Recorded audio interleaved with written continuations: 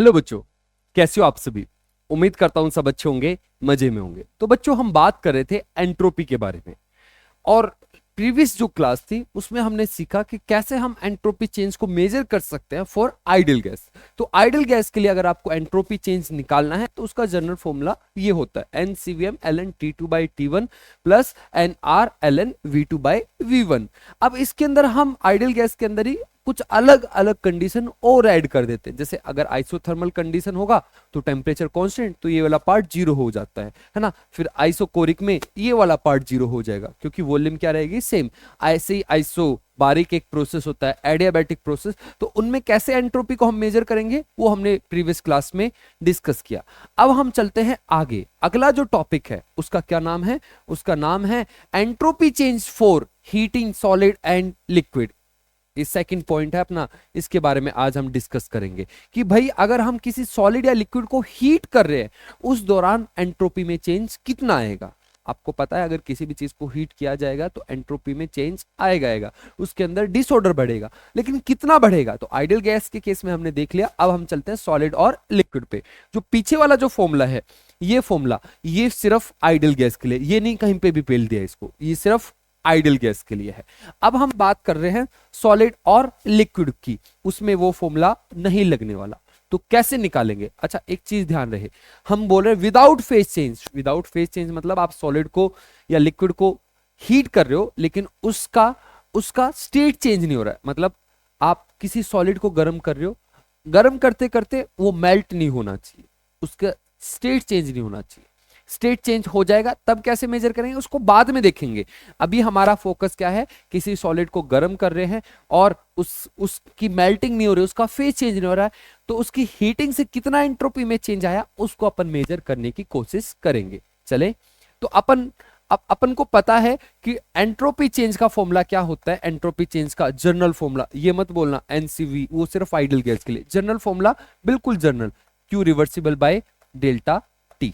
हाँ, delta T नहीं, सिर्फ T, Q reversible by T, ये डेल्टा इसका फॉर्मूला है। ठीक है, अगर मान लो अपने पास कोई सॉलिड है, ये एक सॉलिड है और इस सॉलिड को मैं हीट कर रहा हूं।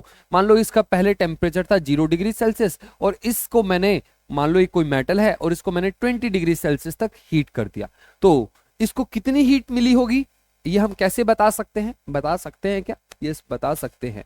कैसे बताएंगे, तो एक चीज को ध्यान रखना, अगर कोई बोले कि भाई ये चीज है, इसको आपने इतना, इसका टेम्परेचर इतना बढ़ गया तो कितनी हीट इसको दी, तो उसको हम निकालते हैं हीट कैपेसिटी की मदद से। तो हीट कैपेसिटी का फॉर्मूला होता है C is equal to Q by delta T। Normal heat capacity ना मोलर है ना स्पेसिफिक, नॉर्मल हीट कैपेसिटी, तो इसका फॉर्मूला क्या, Q बाई डेल्टा T। अगर डेल्टा T आपको पता है कितना चेंज हो रहा है और आपको हीट कैपेसिटी पता है तो आप हीट को मेजर कर सकते हो। तो मान लो किसी चीज को हम हीट कर रहे हैं, हीट कर रहे हैं, उसमें उसका टेम्परेचर इंक्रीज कर रहे हैं, तो कितनी हमने हीट उसको सप्लाई की, कैसे पता लगेगा, Q is equal to C into delta T। इसकी मदद से अपन ये बता सकते हैं कि इसको कितनी हीट हमने सप्लाई की है। क्लियर है।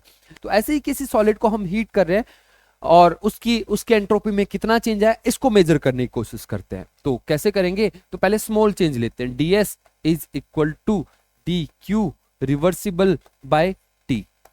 समझ रहे हो। ठीक है, मैं स्मॉल चेंज के बारे में बात कर रहा हूं,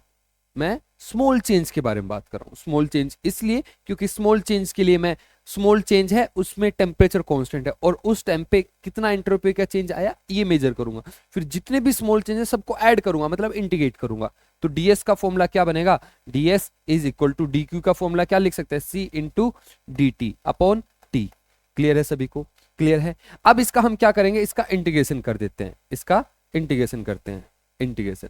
तो ऊपर लेके जा रहा हूं, इसका इंटीग्रेशन कैसे करेंगे, DS is equal to C dt upon T। इसका इंटीग्रेशन करेंगे S1 से S2 और स्टार्टिंग में T1 और T2। हीट कैपेसिटी को हम कांस्टेंट मान के बाहर निकालेंगे। ठीक है भाई, तो इसको बाहर निकालते हैं और यहाँ पे क्या बनेगा, इसका इंटीग्रेशन आएगा S2 माइनस S1, ये बना डेल्टा S और ये C बाहर आया और dt अपॉन T का इंटीग्रेशन ln T। और मैं डायरेक्ट यूनिट ये लिमिट्स पुट कर रहा हूं तो T2 बाई T1। ये जो फॉर्मूला है, ये फॉर्मूला आ गया अपना एंट्रोपी चेंज का। कब एंट्रोपी चेंज? जब हम किसी सॉलिड या लिक्विड को हीट करेंगे और उसका फेज चेंज नहीं होगा तो इस फॉर्मूले को यूज करेंगे। सी क्या है? सी है heat capacity of that substance, वो लिक्विड है या सॉलिड है जो भी है उसकी हीट कैपेसिटी। अच्छा एक चीज और, मान लो आपको नॉर्मल हीट कैपेसिटी की जगह मोलर हीट कैपेसिटी दे दे, सीएम दे दे, तो कैसे करोगे? तो सीएम का फॉर्मूला होता है C by N. Molar heat capacity का क्या फॉर्मूला था? Normal heat capacity divided by N. तो आप चेंज कर लेना, तो C will be equal to N into C M. तो अगर मोलर हीट कैपेसिटी दी जाएगी तो सी की जगह आप क्या यूज कर लेना? N into C M. इसी तरीके से अगर आपको स्पेसिफिक हीट कैपेसिटी दी जाएगी तो स्पेसिफिक हीट कैपेसिटी का फॉर्मूला होता है normal heat capacity divided by mass. अगर सी निकालना है तो सी का फॉर्मूला क्या बनेगा? M into S. तो एम एस यहां पे यूज कर लेना अगर आपको स्पेसिफिक हीट कैपेसिटी दी जाए। तो हीट कैपेसिटी जैसी दी जाएगी इसको थोड़ा सा आप चेंज कर लेना। क्लियर है? ये हुआ हमारा, ये क्या हुआ? ये हुआ entropy change for heating solid and liquid without phase change. Clear है? क्लियर है? बस इतना ही है यार। अब आगे बढ़ते हैं, ये दूसरा पॉइंट था, अब तीसरे पॉइंट की तरफ बढ़ते हैं। तीसरा हम निकालेंगे, सॉरी तीसरा एंट्रोपी चेंज अगर फेज चेंज हो रहा है। अभी तक ये जो इससे पीछे वाला जो हमने किया उसमें फेज चेंज नहीं हो रहा है ना? तो entropy change for reversible phase change, इसका क्या मतलब है इसको समझते हैं पहले। Entropy change for reversible phase change, तो पहले इस वर्ड को समझते हैं कि यार ये रिवर्सिबल फेज चेंज का क्या मतलब है, इस वर्ड का क्या मतलब है। तो फेज चेंज का मतलब भाई स्टेट का चेंज होना, सॉलिड से लिक्विड, लिक्विड से गैस, मतलब उसका मतलब क्या हो रहा है? स्टेट चेंज हो रहा है, उसको हम बोल रहे हैं phase change. Reversible phase change का क्या मतलब है? तो रिवर्सिबल फेज चेंज का मतलब ये है, जैसे अपने पास H2 है, H2O सॉलिड है और इसका टेम्परेचर 0 डिग्री सेल्सियस, और H2O लिक्विड में कन्वर्ट हो रहा है ना, और 0 डिग्री सेल्सियस पे।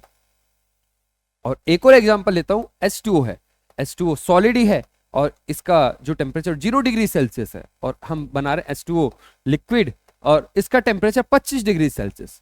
तो इसमें अगर H2O आइस, सॉलिड मतलब आइस, आइस वाटर में कन्वर्ट हो, कितने टेम्परेचर? 0 डिग्री सेल्सियस पे। तो 0 डिग्री सेल्सियस पे वाटर किस में कन्वर्ट हो सकता है? वापस आइस में कन्वर्ट हो सकता है। तो इसको हम बोलेंगे रिवर्सिबल फेज चेंज, इसमें हमेशा इक्विलिब्रियम रहेगा। और इसमें एक बार H2O सॉलिड वाटर बन गया, आइस अगर वाटर बन गई तो वापस नहीं जा सकता, 25 डिग्री सेल्सियस पे सॉलिड ये क्या है?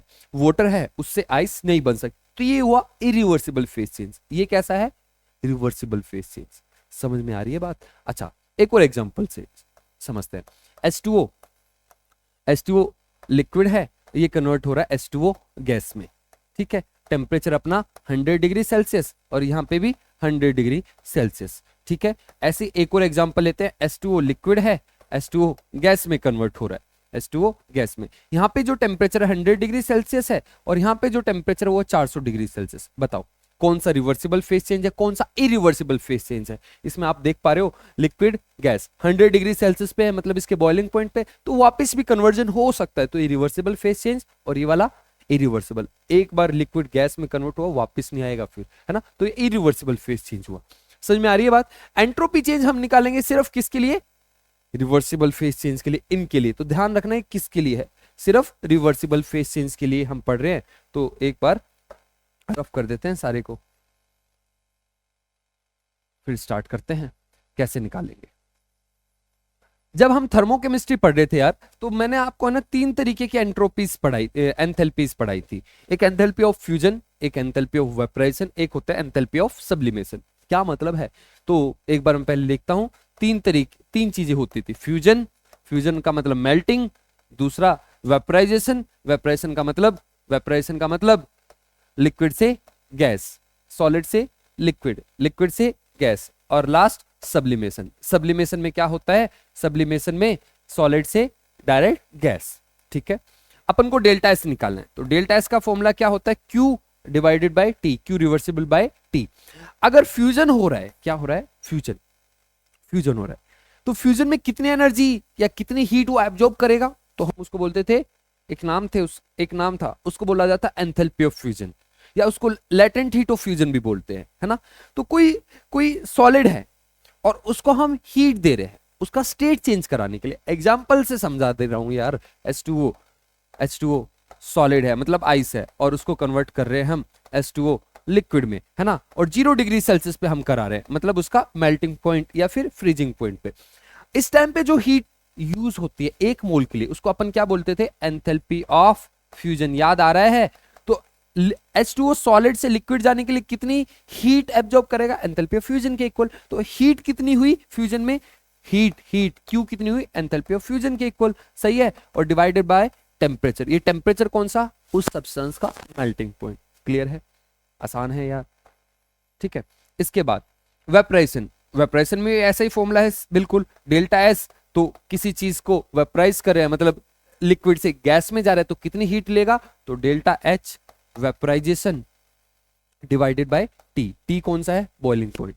ऐसे ही डेल्टा एस निकालना है सब्लिमेशन का, तो delta H sublimation divided by T, enthalpy of sublimation divided by जिस टेम्परेचर पे सब्लिमेशन हो रहा है। क्लियर है? ये हुआ हमारा entropy change for reversible phase change. I think आपको क्लियर है, इतना ही था। अब इसके हम कुछ क्वेश्चन करते हैं, और क्वेश्चन की मदद से हम चीजों को और ज्यादा अच्छे से समझने की कोशिश करेंगे। तो चलिए स्टार्ट करते हैं पहले क्वेश्चन से। पहला क्वेश्चन क्या है, पहले क्वेश्चन को आराम से समझने की कोशिश करना, आंसर लाने की जरूरत नहीं है, आंसर के पीछे मत भागना, पहले क्वेश्चन को आराम से पढ़ना। तो क्वेश्चन में क्या बोल रहा है, at 27 degree Celsius 3 moles of ideal gas. तो ये इंपॉर्टेंट है, आइडियल गैस है। पहले हमें ये पता करना है कि भाई हमें क्या दिया क्या गया है। तो हमें बोला है 3 moles of ideal gas expand reversibly and isothermally from 5 litre to 50 litre, determine change in entropy. हमें एंट्रोपी का चेंज निकालना है, किसके लिए, आइडियल गैस के लिए। और आइडियल गैस में भी एक कंडीशन उसने दे दी है, आइसोथर्मली। तो इसके बारे में हमें पता है ना। तो पहले मैं जनरल फॉर्मूला लिखता हूं, तो delta S is equal to N CVM ln T2 by T1 plus NR ln V2 by V1। सही है? अब हमें ये पता है आइसोथर्मल कंडीशन है, आइसोथर्मल कंडीशन में T1 और T2 दोनों क्या है, सेम। तो ln1 की वैल्यू जो होती है वो होती है 0, तो पूरा पार्ट हो गया 0। तो डेल्टा एस बना अपना NR ln V2 by V1। तो अपन को ये फॉर्मूला यूज करना है। अभी भी पूरा क्वेश्चन नहीं हुआ, यहाँ पे भी गड़बड़ हो जाती है। कैसे होती है गड़बड़, देखो। तो पहले ही बोला गया है कि आपको जो एंट्रोपी बतानी हो कैलोरी पर केल्विन में बतानी। इसका मतलब आपको जो आर की वैल्यू है ना वो कैलोरी में लेनी है। कैलोरी में कितनी होती है आर की वैल्यू, तो आर होता है 2 कैलोरी पर केल्विन पर मोल। सही है क्या?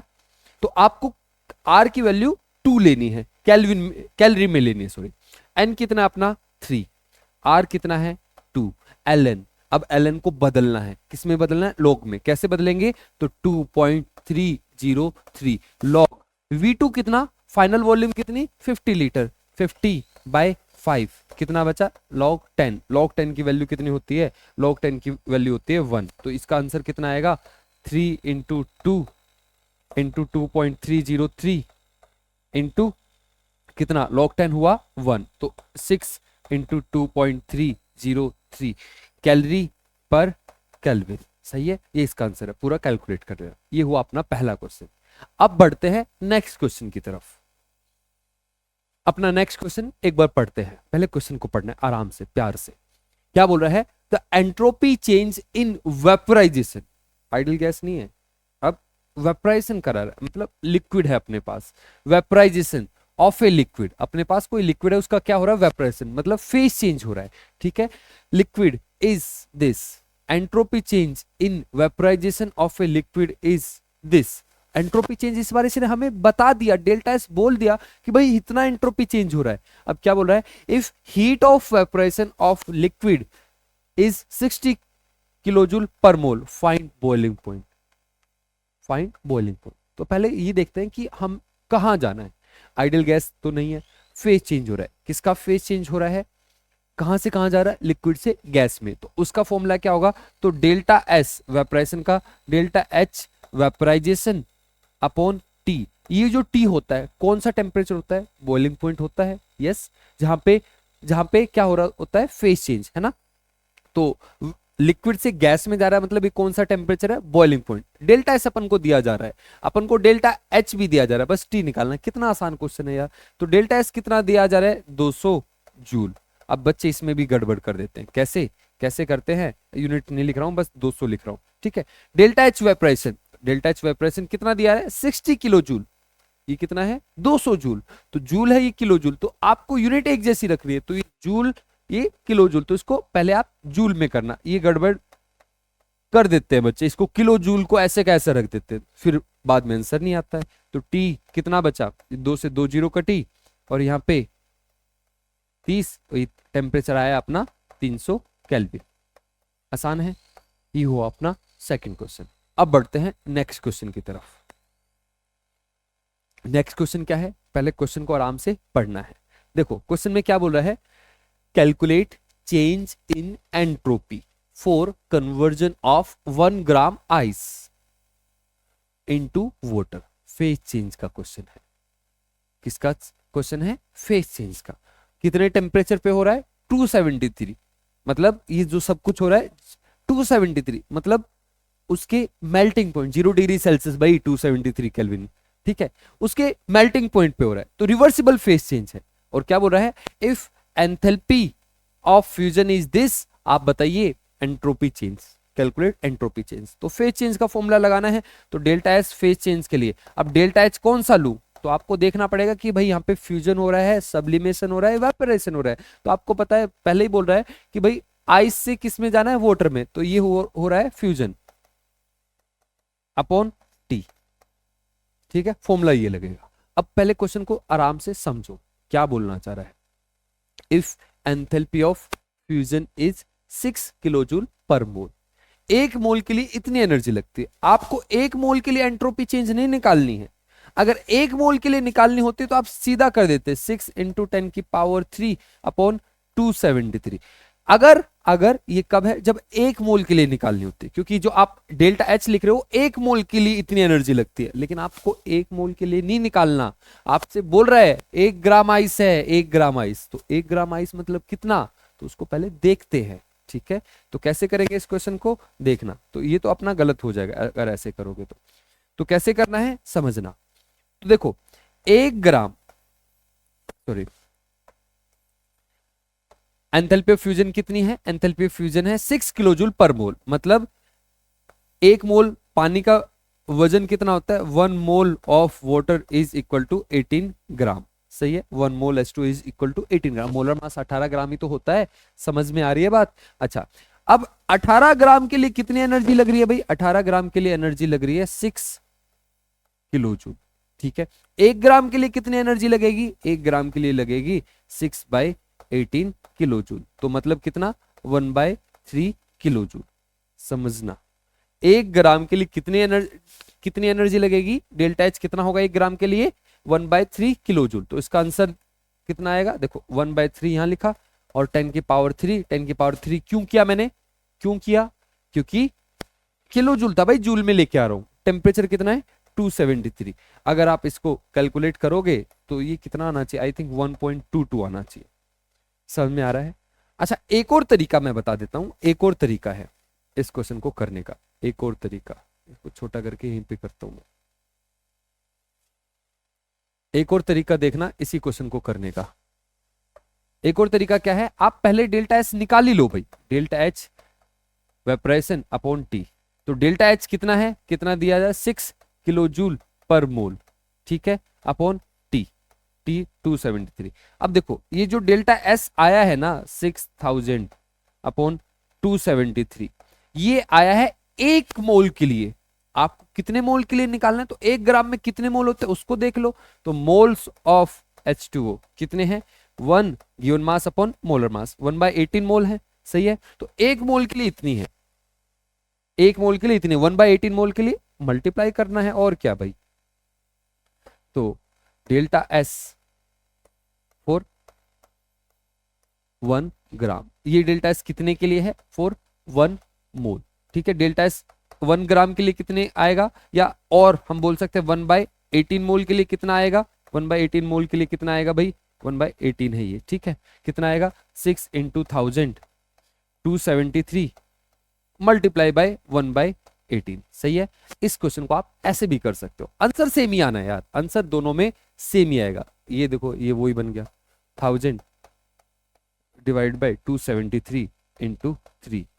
ठीक है, यहां पे भी वही था। कहां गया कहां गया कहां गया कहां गया कहां गया कहां गया कहां गया,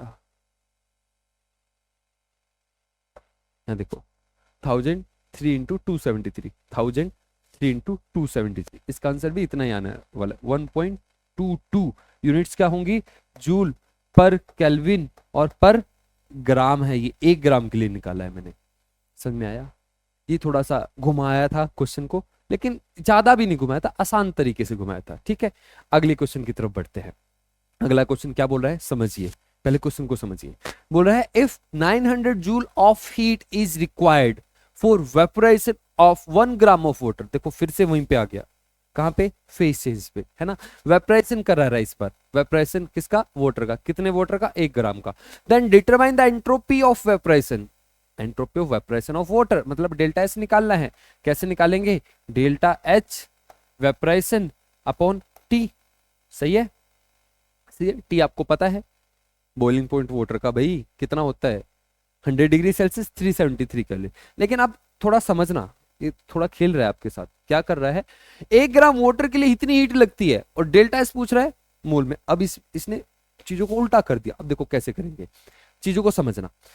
अपन को एंट्रोपी निकालनी है पर मोल के लिए, जूल पर केल्विन पर मोल के लिए। और जो ये डेल्टा एच दे रहा है, एंथैल्पी ऑफ वेपोराइजेशन दे रहा है, वो पर ग्राम के लिए दे रहा है। तो अपन को इसको चेंज करना पड़ेगा। कैसे करेंगे, तो 1 ग्राम के लिए कितनी एनर्जी लग रही है, 900 जूल। हीट ऑफ वेपोराइजेशन कितना है, 900 जूल। 18 ग्राम के लिए, 18 ग्राम मतलब 1 मोल, 18 ग्राम मतलब 1 मोल। 1 मोल वाटर का वजन कितना होता है, 18 ग्राम, है ना। मोलर मास वाटर कितना होता है, 18 ग्राम। तो 18 ग्राम के लिए कितनी हीट लगेगी, 18 ग्राम के लिए 18 इंटू 900 जूल।